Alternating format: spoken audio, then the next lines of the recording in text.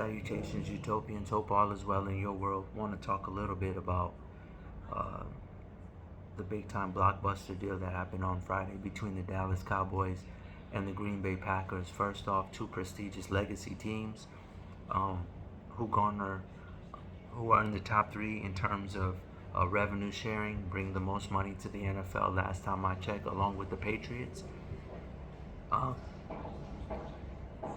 the standoff finally reared its ugly head, and we got a conclusion between Jerry Jones and Micah Parsons, who was once upon a time the franchise pride and joy. In fact, some people were drawing comparisons to the Luka Doncic trade at the trade deadline last year. I wouldn't go to that far extreme. I think Micah um, resume. I know there were some Reggie White comparisons, 12 sacks, every first 4 seasons, um, and all that. But um, Michael was an overachiever, to be honest with you. Undersized pass rusher, 6'3", 258. As you've all heard, had some shortcomings in the postseason in terms of disappearing. 1 sack out of like 3-4 games they played, and it was in junkyard minutes against the Buccaneers. Jerry handled business, period. And it started off as a slow offseason, but Dallas has really outdone themselves. Wasn't a huge fan of them letting go their running back, 1,000-yard rusher to Tennessee for a second year in a row, like they did with Pollard.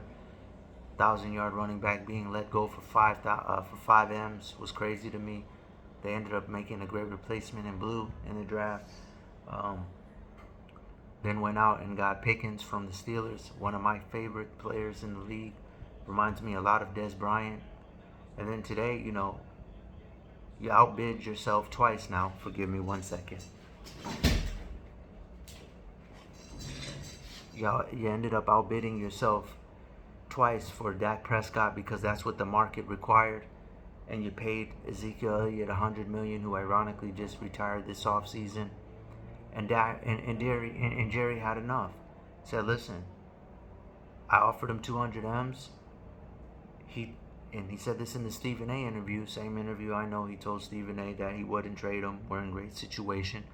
But obviously he said in the press conference, the left hand doesn't let the right hand know what it's going to do next.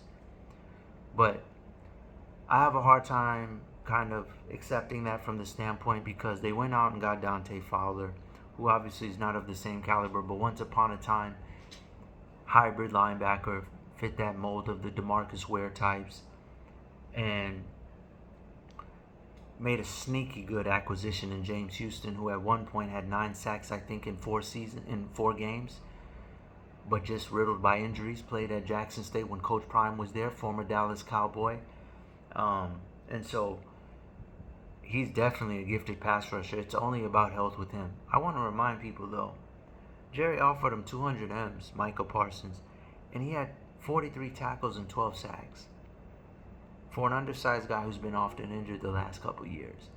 So it's not like, Micah just basically had to push away Dallas to do the right thing. And not only did they do the right thing, they went out and got a hell of a king's ransom. 2 first-round picks, Kenny Clark, who's been to 3 Pro Bowls.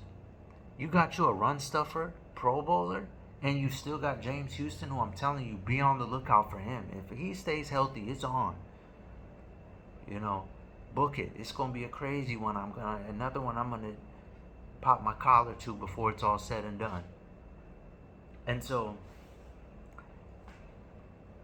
and 2 first-round picks. And he said if they gotta pivot from the assets, they'll do that. They're not done. If they see something they like and they're looking good, and let me tell you something, I like Schottenheimer's demeanor, as I've said in my previous video. His dad is an OG. This is a long lineage of guys who really know what it takes to win. And he's changing the culture. That, how about them Cowboys Stephen A trolling? It's funny because Jerry trolls Stephen A the way Stephen A trolls Jerry. With that interview, held his hand on, I ain't going nowhere. No disrespect by it, but let's call a spade a spade. And so, kudos to the Cowboys. They handled business, and I just wanted to get on the record because they won. They won that trade, and, They got weapons for Dak. They revamped their defense in real time. They're just really below the radar and just putting together a quality team. Nobody says you got to go win the Super Bowl. Just be respectful. You know what I mean? Have a respectable roster. Don't go out there and get chunked.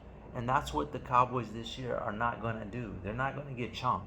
They might not floor you away, but they're not going to go out there and make a fool out of themselves. They're going to be respectful. They're getting back to that Cowboy era, where it was like no nonsense. We don't play about our respect. That's what I want to see from Dallas. And then, they got some capital. Anything is possible. You know, in years past, they've hit on some, they've missed out on some. So, but getting to first for a guy who really had no business, and then Green Bay. Here's the thing about Micah. Micah is no longer a T.J. Watt. He's not a Myles Garrett, one-man wrecking crew. Don't matter who you got out there, I'm going to go out and get mine. He's not that type of dude anymore. He's got to be surrounded by other talent. Teams have figured him out. Maybe them first 2 years, but they picked up on it. So when you got a guy like that, yes, Green Bay has a supreme roster to surround him and to mask his deficiencies, because you have to account for more than one player, so he's going to get a lot of single-facing matchups. But that stand on the lone in the ocean and I'm going to go out there and hunt, that ain't happening for him anymore. He's not that guy. He went to a great situation that can salvage his worth. And he has a lot of, markability. His name rings bells. He can still command attention.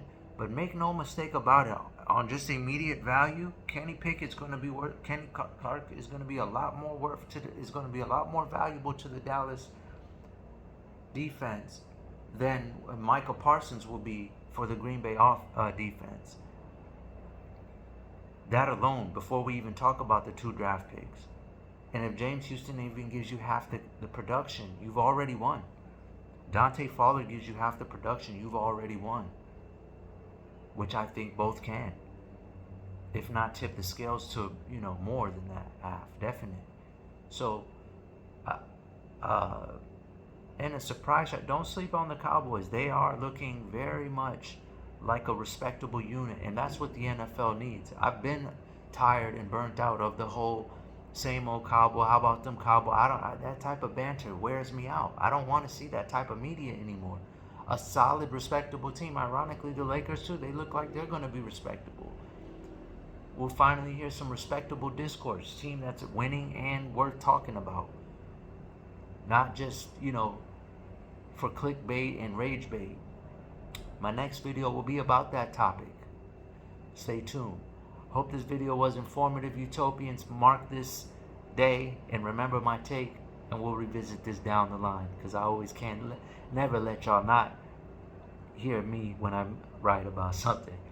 I try to do better next time, Utopians. Global out.